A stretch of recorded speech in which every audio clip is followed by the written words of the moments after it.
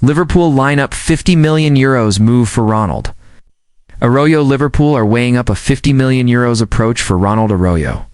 With Barcelona potentially facing a tough decision in the January transfer window, reports from Fickages suggest the Merseyside club could turn their focus towards defensive reinforcements, identifying Araujo as a prime candidate. The Uruguayan international is eager for consistent playing time, something he has been denied under Hansi Flick at Barcelona, which has once again raised doubts about his long-term future at Camp Nou back in January. Araujo was on the brink of leaving Catalonia.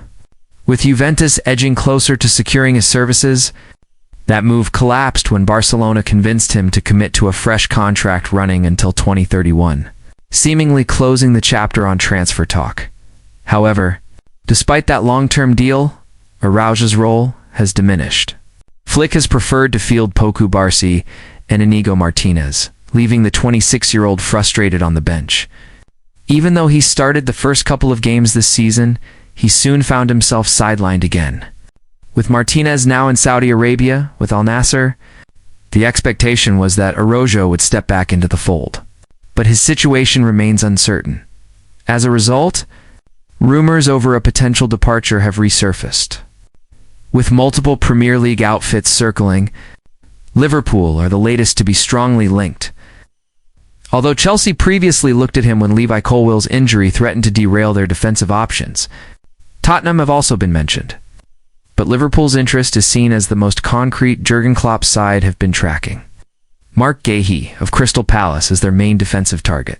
Yet competition from Real Madrid, who are pushing to land Guéhi on a free, has complicated matters. To avoid missing out entirely, Liverpool are ready to accelerate their pursuit of alternatives like Araujo. A €50 million offer is being prepared, which could tempt Barcelona given their ongoing financial difficulties.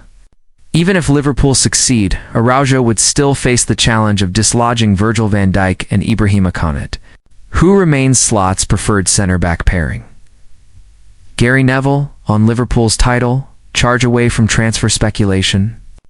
Liverpool earned another dramatic late victory on Sunday. Mohamed Salah converted a stoppage-time penalty to edge out Burnley, a moment Gary Neville admitted he saw coming even before it happened.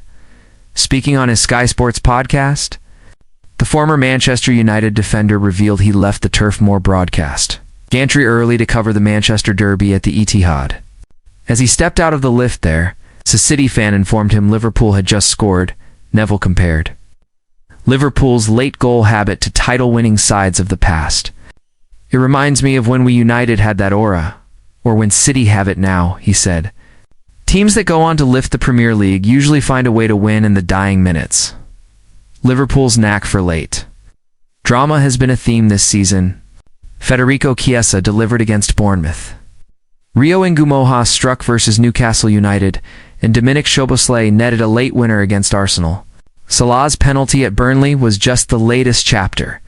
Despite still integrating big summer signings like Florian Wirtz, Hugo Ekitike, Milos Kerkez, and Jeremy Frimpong, Neville believes Liverpool already have the mentality of champions. They're not playing at their maximum yet, but they've got something special and it keeps getting them over the line. Hillsborough Law to be introduced in UK. Parliament on landmark day for families of the 97 after more than 3 decades of tireless campaigning. The long-awaited Hillsborough Law is finally set to be laid before the UK Parliament on Tuesday, marking a historic milestone for the families of the 97 Liverpool supporters who lost their lives in the 1989 disaster. For years, the bereaved families fought against cover-ups, smears, and legal obstacles in their pursuit of justice. Now, their persistence has helped bring forward legislation described as seismic in its potential impact on how public institutions are held accountable. On September 15th, the Hillsborough Law Bill will be formally presented in Parliament, in what many are calling a watershed moment for British justice. At the heart of the legislation is a new duty of candor, a binding professional and legal obligation requiring public officials and authorities to act with honesty and integrity, or face criminal consequences. The bill also represents the most significant expansion of legal aid in over a decade. Grieving families will now receive non-means-tested legal support for inquests. With costs covered by the public body involved, another key provision will prevent the state from overwhelming families with disproportionately large legal teams during inquests, ensuring that both sides are placed on equal footing. In addition, clear new guidance will direct state representatives to act transparently and assist coroners in establishing the facts of a case. The bill also introduces a new offense for deliberately misleading the public, carrying criminal penalties for the most serious breaches. Together, these reforms aim to ensure that the injustices faced by the Hillsborough families and countless others are never repeated. Some legal experts have already hailed it as the most important change to citizens' rights in the UK since the introduction of the Human Rights Act in 1998.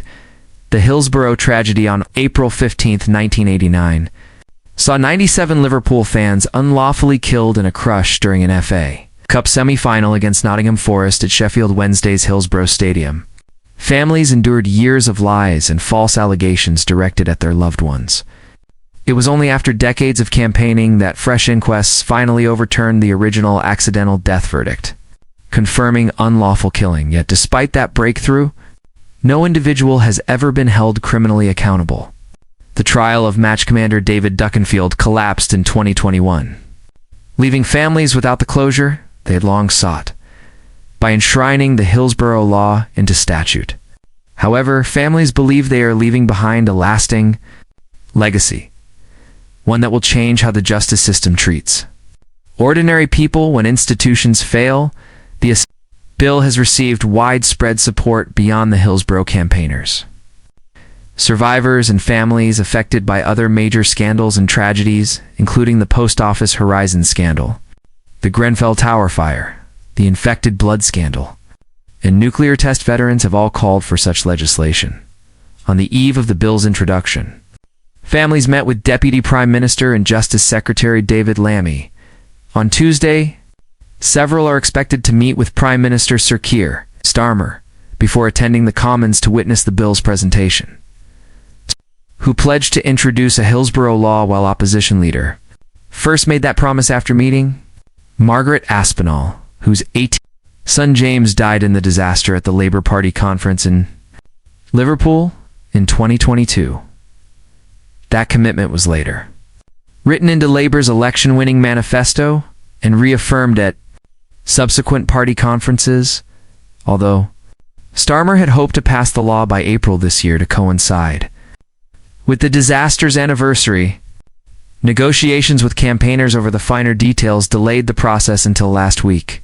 When agreement was finally reached, Margaret Aspinall, a leading figure in the campaign, said, "It's been a long journey to get here.